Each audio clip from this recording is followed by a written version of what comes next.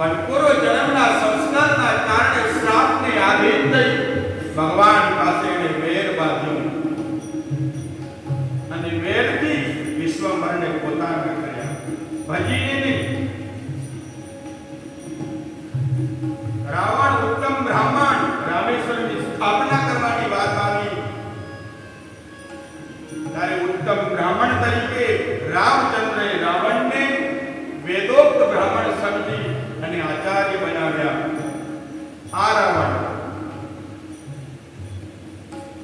કે તમે શત્રુતા રહી નથી અને એ સમય માગ્યું હોત કે સીતા મને આપી દો તો ભગવાન આપી દો, પણ નહીં, મારા આંગણે યુદ્ધ કરવા આવો અને જીત તો લઈ જા, હારો તો તારા શરણે છું અને જીતું તો મારો જય જયકાર થશે.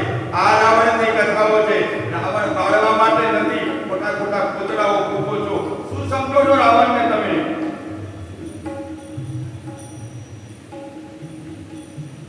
રાવણ ફૂંકવા માટે નથી. એ તો એક જ રાવણ થયો, બીજો કોઈ રાવણ થવાનો નથી.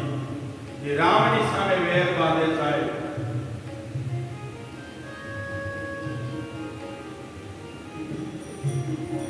ભગવાન નો ઉત્તમ ભક્ત છે. પુલસ્ત કુળનો, ઋષિ કુળનો આ જીવ છે.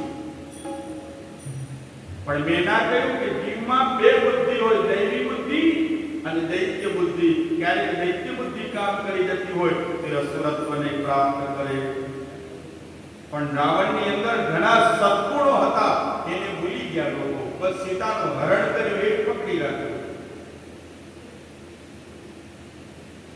શાસ્ત્ર સમજ્યા વગર આપણે કોઈને આંગળી ચીંધી દઈએ છીએ, કારણ કે આપણને ખોટા ભણાવવામાં આવે છે. જે લોકો નથી સાંભળતા એ પોતા લઈને બેસી જાય છે. જેને ગતાગત નથી પડતો, ગીતા શું કહેવાય, ભાગવત શું કહેવાય, અને નીકળી પડે છે. અને પછી આમ શાસ્ત્રમાં ભ્રમ ઉભા થાય છે.